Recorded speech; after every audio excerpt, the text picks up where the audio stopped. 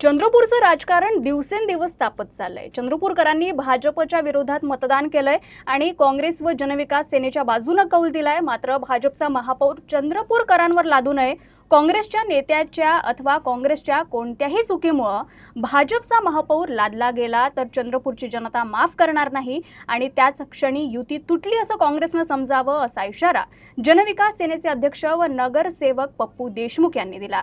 भाजपचा महापौर चंद्रपूरकरांवर लादू नये अशा पद्धतीची कृती कोणी करू नये अशी आमची भूमिका आहे। आम्ही काँग्रेस सोबत होतो, स्वच्छ पारदर्शक कारभारासाठी आजही आम्ही काँग्रेस सोबत आहोत, दिलेल्या शब्दाला आम्ही जागत आहोत।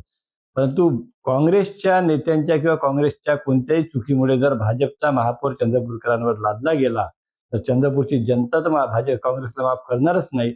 आम्ही सुद्धा काँग्रेसला माफ करणार नाही। जी भूमिका आम्ही भाजपच्या विरोधात घेत आहोत तीच भूमिका आम्ही भविष्यात काँग्रेसच्या विरोधात घेऊ। आमची आघाडी, आमची युती त्या क्षणाला तुटली हे काँग्रेसनं समजावं।